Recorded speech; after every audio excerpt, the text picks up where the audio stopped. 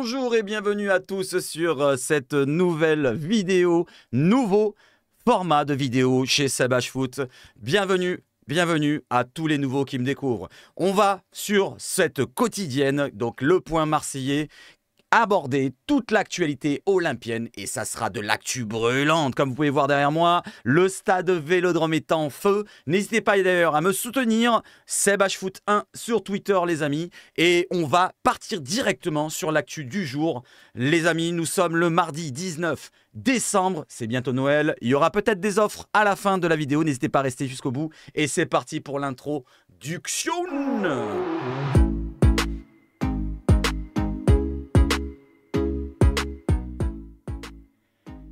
Et on est de retour, ça y est, on commence l'actu et on y va tout de suite avec la première information, vous la connaissez bien sûr, c'est le tirage au sort de l'Europa League, le 16e de finale. L'Olympique de Marseille donc affrontera ce 15 février et ce 22 février pour le match retour le Shakhtar Donetsk, l'ancien champion d'Ukraine qui est actuellement un petit peu en difficulté en championnat d'Ukraine, mais on fera un point tout à l'heure.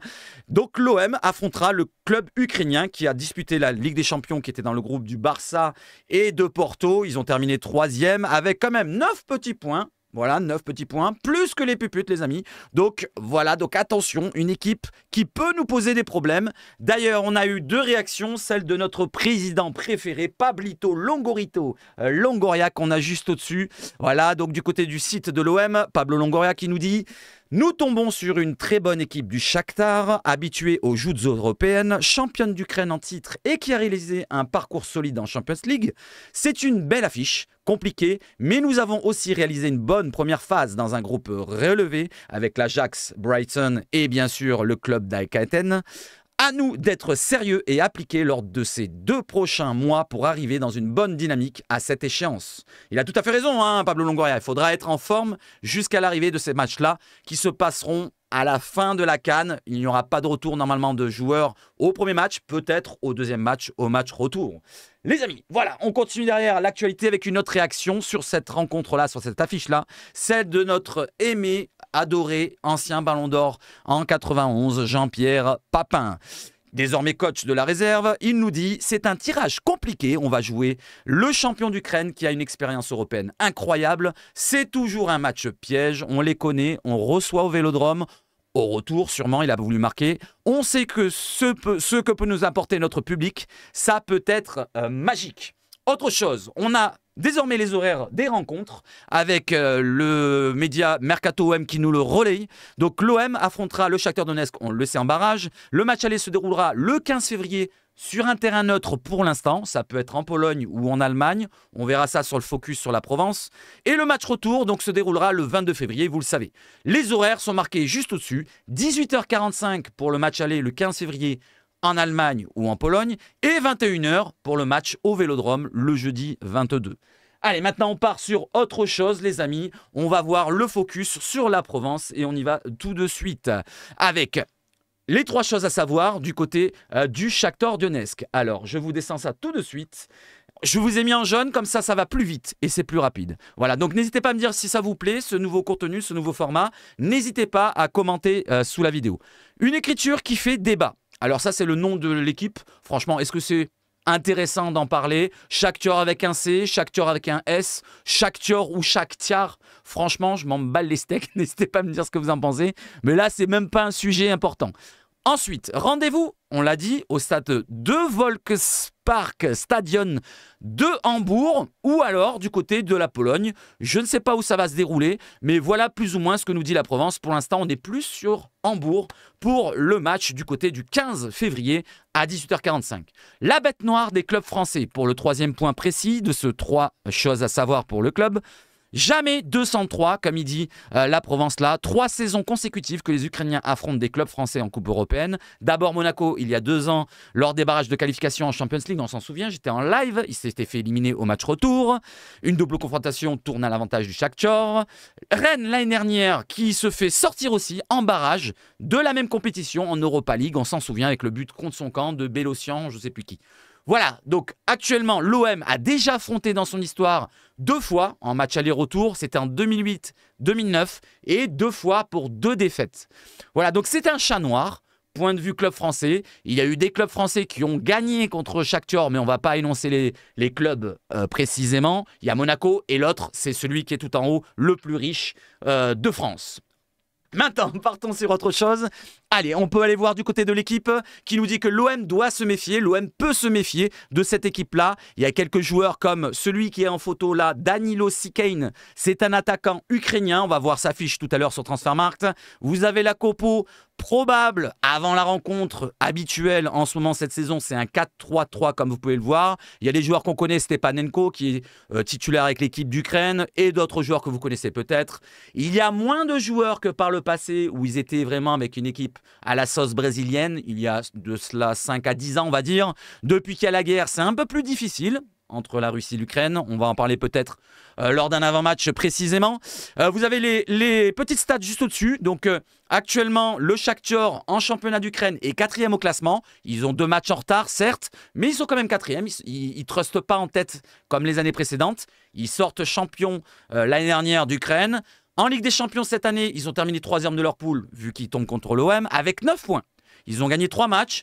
Un match à domicile contre le Barça. Voilà, le Barça, le FC Barcelone, pas l'Espagnol. Un match contre Antwerp, excusez-moi, à l'aller et au retour. Ils ont perdu l'aller-retour contre Porto. C'est pour cela qu'ils perdent forcément leur qualification pour la Champions League. Voilà plus ou moins un petit focus sur l'équipe et sur la Provence. Le joueur que je vous parlais, donc en photo, Danilo Sikane, on regarde sa fiche vite fait. C'est un attaquant de 22 ans, 1m87, assez puissant, qui joue dans l'axe. Vous pouvez le voir ici. Il peut dépanner sur les côtés. On s'en fout, c'est pas le mercato, mais juste pour voir sa fiche. 23 matchs, 7 buts, 4 passes décisives. Il a marqué quand même 4 buts en Champions League en 6 rencontres. Donc c'est un joueur peut-être amené à performer comme Aubameyang en début de saison en Europe. Attention, Dangerous peut-être sur ce joueur. Allez, on revient sur l'autre écran, les amis, bien sûr, avec l'actu qui continue. Et on va parler de demain, ou d'aujourd'hui plutôt, puisque je vous le fais dans la nuit pour ce matin. C'est la conférence de presse qui aura lieu pour le match, le dernier match avant la trêve hivernale face à Montpellier. C'est Monsieur Gattuso qui se déplace avec Monsieur Samuel Gigot, j'avais un blanc. Allez, les deux barbus qui sont à l'écran. Donc Samuel Gigot, le capitaine, qui sera à côté de notre cher et tendre Gennaro Gattuso. Et c'est Karim Attab qui nous relaye ça. Merci monsieur Karim de Maritima Media. On continue derrière avec de l'actu mercato. On va parler un petit peu de mercato, les amis. Peut-être une info que vous n'avez pas vue. Elle vient de tomber hier soir. Alors, à prendre avec des pincettes toujours. Le pseudo-média La Tribune Olympienne qui nous sort une information encore en lien avec un probable départ de Vitinha. Ils avaient sorti une information dernièrement de Vitinha, probablement poussé vers la sortie par l'Olympique de Marseille du côté de la Première Ligue. Voilà. Et derrière, pour un remplaçant, Djif Torban était dans les pistes. Moi, je vous en ai donné mon avis. C'est un Nigérian et je joue à la CAN. Ça m'étonnerait que l'OM se vise sur un joueur comme ça. C'est pas grave. On part maintenant sur d'autres joueurs. Vitinha, en cas de départ de Vitinha et ou de Ismail Assar cet hiver, l'OM étudie plusieurs profils selon la Tribune Olympienne. Et les profils, précisément, c'est Fedor Chalov, qu'on avait parlé un petit peu cet été dans les lives mercato, qui avait été relayé par un autre média, je ne me rappelle plus, marseillais. Ensuite, un autre joueur, c'est Arthur Cabral. Voilà, un attaquant russe, Chalov, un attaquant brésilien qui joue à Benfica, qui ne joue pas beaucoup. On va voir leurs fiches, les amis, je les ai préparées à l'avance. D'abord, pour Fedor Chalov, c'est un international russe qui a 25 ans, 1m81, donc c'est à peu près le même profil qu'un Vitinha. Vitinha fait 1m78-79. Avant-centre, valeur 12 millions d'euros. Transfermarkt, donc nous met 12 millions d'euros. Ils nous mettent le contrat jusqu'en 2024. J'ai surligné aussi son agent, son agence de joueurs. C'est la même que Pablito Longoria. C'est à la base. Avant-centre, deuxième attaquant à droite, deuxième attaquant à gauche, non. Mais derrière l'attaquant, oui. Donc c'est un joueur polyvalent qui peut, pourquoi pas, dépanner au cas où qu'on joue à deux devant ou au cas où qu'il y a un couloir droit à dépanner aussi. Donc si Ismail Assar part, pourquoi pas. Ensuite, son contrat s'arrête en 2024, en décembre 2024. Donc c'est assez rapide. C'est assez rapide. Ça serait peut-être un coup intéressant à faire du côté de l'OM, si bien sûr cette rumeur s'avère fondée. On descend un petit peu pour voir ses stats cette saison. 26 matchs cette saison, toutes compétitions confondues, avec 18 matchs en championnat russe, Première Liga pour 8 buts. Et en Coupe de Russie, 7 matchs, 3 buts. Il a marqué donc 11 buts en 26 matchs. pas de match européen pour lui et 3 passes décisives. Voilà les amis, c'est plutôt un beau ratio. Dans sa carrière, il a toujours marqué beaucoup de buts du côté de la Russie et en Europe. C'est un attaquant quand même qui est assez reconnu. Je ne sais pas si vous le connaissez, n'hésitez pas à me donner votre avis les amis. Et on part sur le deuxième piste avec Arthur Cabral. Donc le Brésilien qui est un attaquant beaucoup plus puissant, 1m86, le même âge, 25 ans, qui joue à Benfica. Sa cote est un peu plus élevée, 20 millions d'euros. Cela dit, il ne joue pas beaucoup. Vous voyez qu'il y a 11 matchs à peine du côté de Benfica. Après, le Benfica, c'est un plus gros club quand même que celui d'avant. Donc, le contrat qui s'arrête en 2028. Par contre, il a un long contrat là-bas. Ça sera difficile de l'attirer à moins de faire un prêt vu qu'il ne joue pas du côté de Benfica. Pourquoi pas? C'est un joueur qui joue dans l'axe. Ça serait peut-être un profil de pivot, voire pourquoi pas d'attaquant tout seul quand on joue en 4-2-3-1. Voilà les amis, donc n'hésitez pas à me dire ceux qui connaissent Cabral. Et on descend pour ses stats, c'est 17 matchs cette saison pour 3 buts. Alors 17 matchs, je m'entends, c'est 600 minutes en tout, donc c'est vraiment 17 entrées. Voilà, 17 entrées pour notre cher Arthur Cabral. Autre chose, on reste sur le mercato. Alors, on en a parlé peut-être dans la journée.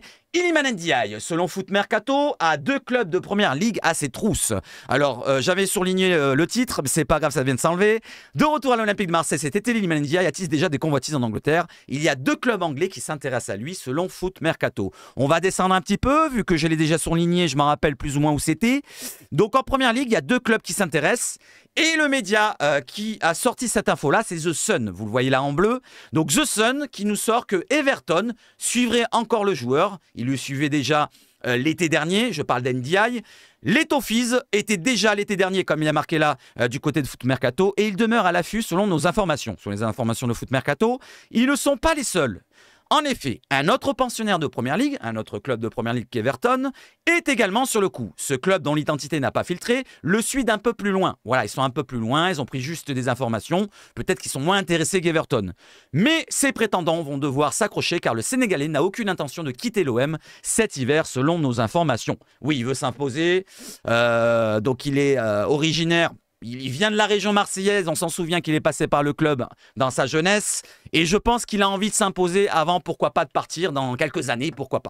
Donc Iliman Ndiaye qui est pisté en Angleterre. Alors, le club, on ne connaît pas le nom, mais moi, j'ai été sur The Sun. Et c'est bête parce qu'il y a 2 jours, l'information a été relayée par The Sun. Sheffield, donc son ancien club, pourrait recruter à nouveau Iliman Ndiaye. Voilà, il demanderait pourquoi pas. Alors, c'est mal précisé, mal traduit. Ça parle de prêt. Je ne sais pas si c'est vraiment un prêt ou quoi ou qu'est-ce. Voilà les amis, faites-vous votre propre avis. Iliman Ndiaye qui retournerait du côté de Sheffield, ça me paraît vraiment bizarre de chez bizarre. Surtout qu'ils sont derniers du championnat ou pas loin d'être derniers du championnat de Première Ligue. Ça m'étonnerait qu'il aille s'enfermer là-bas.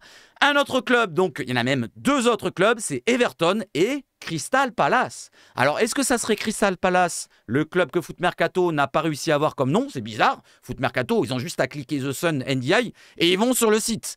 Voilà, donc 2 clubs anglais, plus Sheffield, pourquoi pas. Ce que j'y crois pas, moi, de mon côté. N'hésitez pas à me dire ce que vous en pensez dans les commentaires pour cette piste-là. Autre piste, autre choix, on en parlait il y a déjà 2-3 jours, c'est Burnley qui s'intéresse à Pape Gueye, notre milieu de terrain sénégalais qui a été suspendu pendant 4 mois par le TAS. Il est revenu, il a joué quelques minutes avec l'OM. Donc le Burnley s'intéresserait pour un accord aux environs des 15 millions de livres sterling. Donc c'est environ 17 millions d'euros pour notre milieu sénégalais. Il va jouer la CAN.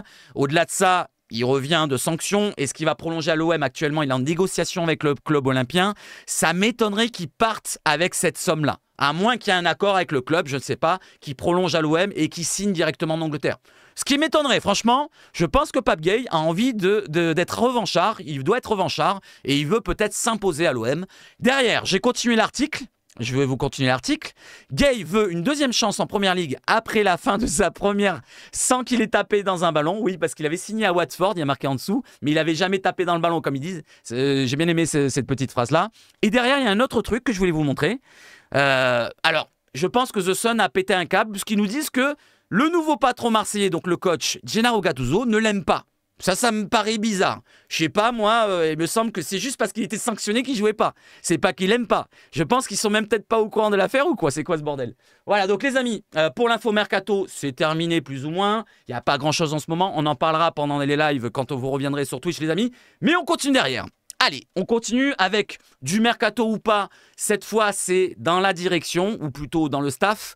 Ali Zarak, bientôt à l'OM. Est-ce que vous le connaissez? Non, je ne le connaissais pas, mais je vais vous dire qui c'est, les amis. À l'OM, on a changé beaucoup de choses ces derniers mois au niveau de la direction, depuis les départs, avec les départs de Javier Ribalta, David Friot, sans publier la nomination de Mehdi Benassia en tant que coordinateur sportif.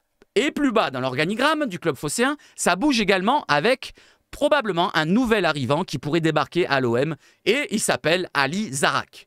Pour le grand public, son nom n'est pas très connu, mais cet ancien recruteur du Havre et de la JOCR était arrivé l'été dernier à Lorient en vue de développer la cellule de recrutement des Merlus.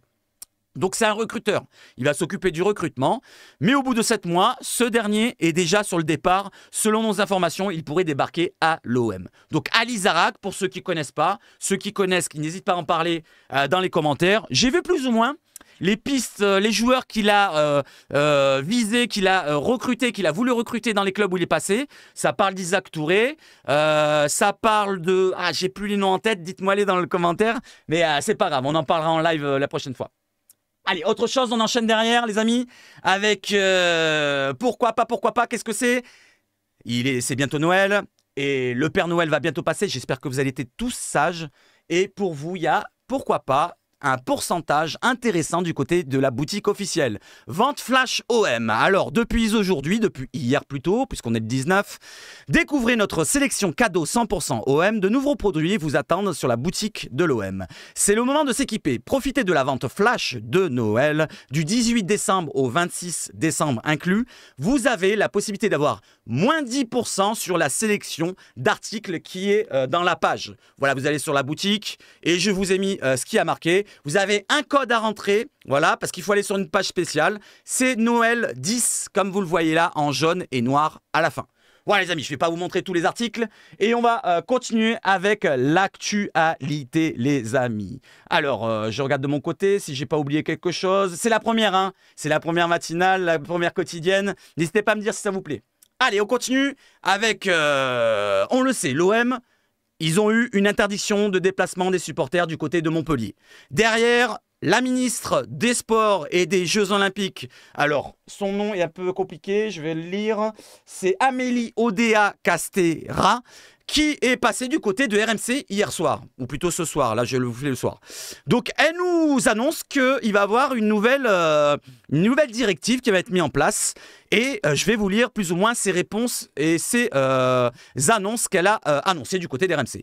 Je ne veux pas qu'il y ait d'amalgame, je ne veux pas qu'on dise que le foot français est fait d'abrutis. Ce n'est pas parce qu'il y a 3 connards qui font l'identité de tout un club, un sport en France. Ça, c'est sa première annonce. Il faut une initiative globale dans laquelle chacun prend sa part de responsabilité. Une première mesure qu'on va prendre, c'est la signature d'une nouvelle convention entre l'État et la LFP de manière à clarifier les responsabilités de chacun. Voilà, il y aura plus d'écoute entre les clubs, la LFP et l'État pour essayer de mettre en place une sécurité plus sérieuse. Voilà, plus ou moins, ça va être un peu plus cadré qu'avant, ça va être fait plus en avance. C'était déjà le cas avant, mais là, vu qu'il s'est passé des choses dingues avec la mort du regretté supporter nantais, voilà, donc ça bouge un petit peu du côté de l'État, du ministère de l'Intérieur, des Sports. Voilà, n'hésitez pas à me dire ce que vous en pensez. Et on va partir justement sur un sujet qui est pareil, c'est le même, et c'est sur les incidents qu'on a eu du côté de Marseille avec le Marseille-Lyon. On a un retour qui vient de tomber donc tout à l'heure sur la Provence. L'incident en marge d'OM-Lyon, un supporter lyonnais écope de 6 mois avec sursis pour violence. Alors, il n'y a pas que ça, hein. Je vous lis plus ou moins tout l'article, ce qui est intéressant. Lors des incidents qui ont poussé le report de l'Olympico le 29 octobre dernier, un supporter lyonnais coupable de violence contre des CRS, voilà, contre des CRS, hein, le mec il était violent avec les CRS, c'est le lyonnais, il a été condamné ce lundi à 6 mois de prison avec sursis. Autre chose, un supporter lyonnais a été condamné ce lundi à 6 mois de prison avec sursis par le tribunal correctionnel de Marseille pour des violences et outrages avec les CRS, commis lors des incidents ayant entraîné le report du match. Ensuite, le supporter lyonnais qui a également écopé de 6 mois d'interdiction de stade, c'est un autre, avait été interpellé le 29 octobre. Ensuite, 2 autres supporters lyonnais seront jugés le 16 janvier à Marseille pour des saluts nazis et des cris racistes effectués du côté des tribunes du Vélodrome le 29 octobre. Voilà, donc vous vous en souvenez, on attendait un peu d'avoir les réponses. Et apparemment, ils vont être jugés le 16 janvier. Deux enquêteurs judiciaires ont également été... des enquêtes judiciaires ont été également ouvertes par le parquet de Marseille pour violence volontaire en réunion après le caillassage des cars des joueurs lyonnais. Ça, c'est les supporters marseillais ou pseudo-supporters, lors duquel l'entraîneur de l'équipe lyonnaise, Fabio Grosso, avait été blessé, et d'un quart de supporters lyonnais. Dans le cadre de cette seconde enquête, un homme de 50 ans, vous le savez peut-être pas, qui a été placé sous contrôle judiciaire, sera jugé le 23 janvier à Marseille. Ensuite, on termine par la violence avec un supporter de l'Olympique de Marseille a en outre été condamné en novembre à 4 mois de prison avec sursis et 3 ans d'interdiction de stade pour un jet de projectile avant le match. Mais il avait été relaxé du caillassage du quart des supporters lyonnais. Donc il a appris peut-être pour le caillassage du quart des staffs. Peut-être. Voilà les amis, plus ou moins pour la violence. Maintenant, on va parler d'autre chose qui peut vous intéresser ou pas. N'hésitez pas à me dire ce que vous en pensez, si j'en parle dans les quotidiennes ou pas. Est-ce que je m'intéresse que à l'OM professionnel ou je vais dans la réserve? Il faut me dire, vous, c'est à vous de me dire. N'hésitez pas à me dire sous la vidéo. Alors là, je pars sur la réserve. Donc, on le sait, c'est Jean-Pierre Papin qui a repris la réserve depuis 2 rencontres. 2 victoires pour Jean-Pierre Papin. On lit un petit peu parce que ça parle de mercato pour la réserve. Après un départ catastrophique, la réserve de l'Olympique de Marseille a amorcé sous l'impulsion de Jean-Pierre Papin son redressement. Néanmoins, les dirigeants marseillais songent à la renforcer avec des éléments d'expérience durant la trêve. Des anciens Olympiens seraient pressentis. Voilà, on va parler des anciens Olympiens. Je vous les ai mis en jaune, comme ça c'est plus rapide. Il y aura au moins 6 arrivées au profil expérimenté, donc qui seront envisagées. Il y a Stéphane Sparagna, du temps de Bielsa, 29 ans, défenseur central, qui peut dépanner peut-être sur un couloir droit, peut-être des poids. Encore que je ne sais pas la carrière, je n'ai pas trop suivi vraiment tout ce qu'il a fait derrière. Kassim Abdallah, lui c'est un latéral droit, il y a marqué là, juste là. Kassim Abdallah, 36 ans, donc Sparagna, 29 ans. Ensuite, on continue. Sagbo, Yannick Sagbo, je crois que c'est un attaquant, il était passé par Monaco, ça doit être un truc comme ça. Enzo Sauvage, ça je connais moins. Et Brian Bobo. Donc c'est un autre Marseillais au profil plus jeune, 21 ans, l'ex-avant-centre de Le Hardsviv, National 3, complète le trio, il vient de se libérer. N'hésitez pas à me dire ce que vous en pensez pour la réserve, si vous voulez que je parle de la réserve, pourquoi pas des féminines, pourquoi pas des jeunes, pourquoi pas pour meubler les quotidiennes, si vous passez un bon moment à m'écouter pendant votre petit café, votre petit thé, votre petite tartine, mettez-la bien grillée, mettez un petit peu de beurre. Tiens, dites-moi, quelle est votre confiture préférée? Est-ce que c'est framboise, fraise, marmelade, pourquoi pas à l'orange ou quoi, aux caisses? Ou est-ce que c'est juste beurre? Voilà, pain, beurre, tranquille, les amis. Allez, c'est bon, on a passé sur cela. Maintenant, on revient sur l'autre actu. Voilà, on change d'écran, tchac, et on y va, let's go cacao. Donc, on a fait tout cela et on revient sur la fin de l'actu. Il nous reste 2 pages à aborder. Donc, il y a la réserve, je vous en ai parlé. Il y a les jeunes, si vous voulez qu'on en parle. C'est pour ça que je vous montre ça. Le classement des équipes du centre de formation de l'OM actuellement. Donc, on a les U14 qui sont premiers. On a les U15 qui sont 3e. On a les U17 qui sont premiers. Et les U19 qui sont premiers. Félicitations à eux. Bravo à eux. N'hésitez pas à me dire si vous voulez que j'en parle continuellement dans les quotidiennes. Sinon, on se concentre que sur le pro. Que sur le pro et les infos qui vont avec. Allez, on continue les amis avec, pourquoi pas, est-ce que vous voulez que je parle de la vente OM? Est-ce que vous voulez que je parle de la vente OM? Il faut me le dire. Allez, on va parler de la vente OM les amis. Let's go cacao avec l'article, le dernier article du média Team Football, le média plus ou moins de Thibaut Vizirian, qui nous parle de la vente OM. Alors, qu'est-ce qu'ils nous disent? C'est le dernier article qui est ressorti il y a 2 jours. Mais est-ce que ça résume plus ou moins les choses ou est-ce qu'il y a des nouvelles choses? On va le lire ensemble. Je l'ai assez survolé, donc je ne sais pas s'il y a vraiment des nouvelles choses. Alors, allez, on continue. L'inlassable feuilleton vente OM va-t-il connaître prochainement son épilogue? Et c'est vrai qu'on en a marre, hein, ça fait quand même depuis quelques années. C'est ce que laissent à penser les toutes dernières informations sur ce sujet épineux. Thibaut Vizirian, je vous lis que ce qu'il y a en jaune. Si vous avez envie de tout lire, vous avez l'écran, vous vous arrêtez, vous mettez une pause sur votre téléphone ou votre ordinateur et vous faites ce que vous voulez. Je vous le mets à l'écran et je le lis moi. Thibaut Vizirian, le seul à avoir enquêté tous les jours depuis 2020, ça ne fait plus l'ombre d'un doute pour Thibaut Vizirian. Le club va changer de pavillon, oui, mais quand? Mais quand, c'est vrai, c'est quand? Les supporters n'en peuvent plus d'attendre. La vente OM est un sujet de crispation. Voilà. C'est très important de le dire. Voilà, c'est pour ça que si tu es menacé de ci, de là, c'est normal. Parce qu'il y a des supporters qui sont peut-être plus tendus que d'autres. Après les révélations du journaliste de Canal+, David Berger, consécutives aux infos Zidane de Bruno Blanza de France Bleu Provence, ou encore des médias saoudiens qui valident publiquement le rachat, les supporters se sont remis largement à croire à l'enquête de notre consultant Thibaut Vizerian. Ok, tout arrive, mais quand? C'est toujours ça, vraiment le plus important maintenant, c'est quand. Parce qu'on attend, je veux bien, mais quand? Voilà, dites-nous. Voilà, si vous êtes soi-disant au courant. David Berger l'a annoncé clairement. Cela devrait arriver plus vite que prévu, nous dit le journaliste de Canal, précisant en janvier. Donc logiquement, en janvier, selon Canal+, David Berger, c'est en janvier. On continue. Le quotidien du sport. Alors ça, c'est un média vraiment qui a fait sa renommée que sur la vente, je vous le dis comme ça. Média qui s'est lancé dans la bataille des clics autour de la vente OM, voilà, depuis quelques mois désormais, vient d'annoncer une date précise. Allez, on lit ça. Selon des sources américaines, cette fois, proche de McCourt, un premier accord sur la vente pourrait être officialisé avant la fin du mois de janvier, selon le quotidien du sport. Même si d'autres informateurs estiment que l'officialisation de la transaction pourrait attendre le printemps, explique fièrement le média. Donc ils disent c'est fin janvier, mais ça pourrait être en printemps. Mais pourquoi pas en été? Allez, on va dire décembre prochain. Et pourquoi pas janvier 2026? Pourquoi pas? Voilà, c'est le quotidien du sport qui nous dit ça. Allez, on continue. Le hic. L'article est signé d'un certain Jérémy Quinault. Ça, c'est Team Football qui nous dit. Peut-être un journaliste sous pseudo, histoire d'éviter les soucis liés à des révélations sur la vente. Voilà, ils ont peut-être peur, ils mettent des faux noms. Pas évident car ce nom ne fait référence à aucun journaliste français et sa photo de profil est volée à un homme russe intitulé Ilya Samoilov.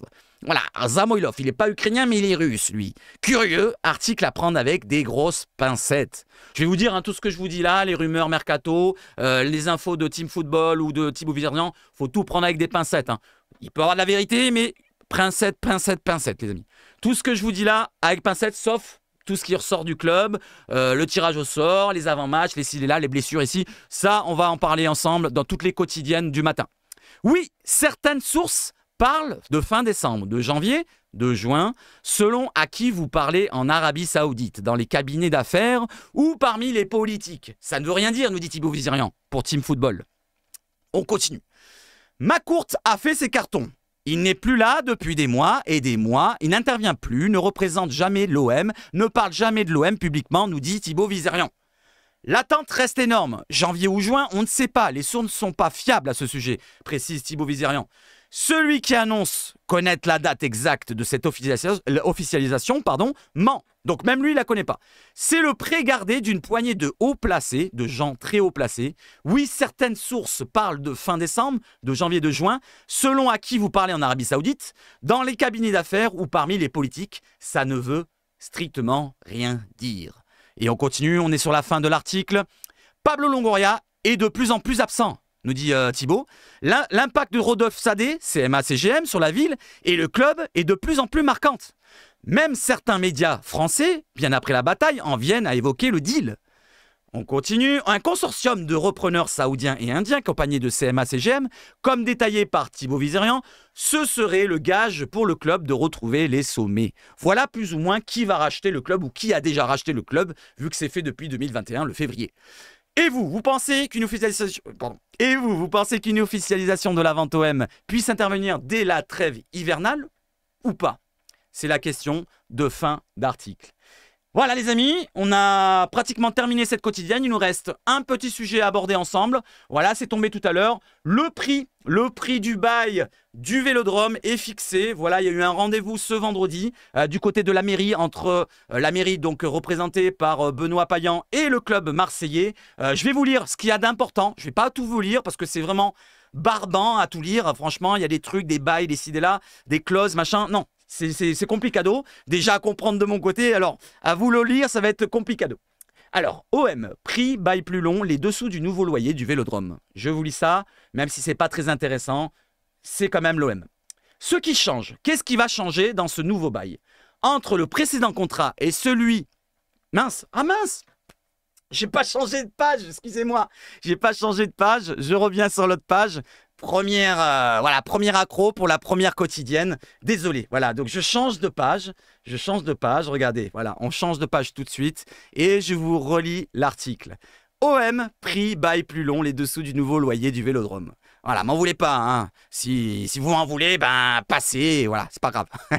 Ce qui change entre le précédent contrat et celui voté le vendredi 15 décembre en conseil municipal, plusieurs changements. Tout d'abord, le montant de la part fixe versée par l'Olympique de Marseille qui augmente et qui passe de 6,5 millions à 8 millions d'euros hors taxes par an. Ça, on le savait, on l'avait déjà vu, j'en avais déjà parlé pendant les lives, mais il y a autre chose, Donc là, c'est fixé. C'est 8 millions d'euros par an et l'année dernière, les années d'avant, c'était 6,5 millions d'euros. Donc on augmente quand même assez conséquemment.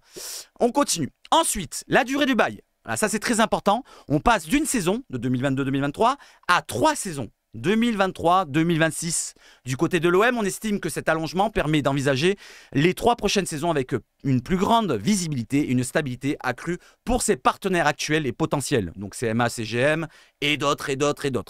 A noter que la part fixe augmentera à partir de la saison 2024-2025 en fonction de l'inflation. Voilà, donc la part fixe augmentera à partir de 2024-2025. Elle n'augmente pas tout de suite. Jusqu'à 1,5 million d'euros par an de travaux déduits. Ça, c'est une part qui va s'enlever si l'OM, alors je vous explique un petit peu le truc, si l'OM, le club, fait des travaux dans le stade, voilà, à ses frais, eh ben, il y aura 1,5 million qui peut être déduit, jusqu'à 1,5 million d'euros de travaux qui peut être déduit de cette part de loyer. Vous avez compris? Voilà, je ne vais pas rentrer dans le sujet parce que regardez, en bas, il y a marqué part variable floue et ça devient trop flou pour moi. C'est sur le revenu brut d'exploitation, sur le chiffre d'affaires et ça commence à partir un petit peu en sucette. Voilà, les amis, si vous avez la Provence, n'hésitez pas à le lire. Si vous voulez que je vous le lise une autre fois en live ou quoi, vous me le dites et je vous le lirai. Voilà les amis, la première quotidienne est terminado cacao, je crois que j'ai tout énuméré, je crois que tout est bon, je regarde de mon côté si j'ai rien oublié. Voilà les amis, donc première quotidienne, n'hésitez pas à me dire ce que vous en pensez, je me suis peut-être répété, je me suis un petit peu trompé sur la fin, c'est normal, c'est la première. L'actualité brûlante, c'est sur la quotidienne, le point marseillais, n'hésitez pas à revenir demain matin à la même heure, je vous prépare encore une autre quotidienne avec l'information qui tombera dans la journée. Voilà, je ne peux pas être devin à deviner l'information qui va arriver dans la journée. Là, je vous sors l'information qui arrive dans la journée d'avant, voire le matin, par exemple, ou dans la soirée, ça peut arriver, vous n'avez pas l'information, mais vous l'avez avec votre café. Avec votre café, les amis. Allez, j'espère que vous avez passé un bon moment avec moi. On se retrouve ce soir sur Twitch, les amis. Merci à tous d'avoir suivi. Vive le foot chez Sabache Foot. Et surtout, allez l'OM. Allez, ciao, ciao.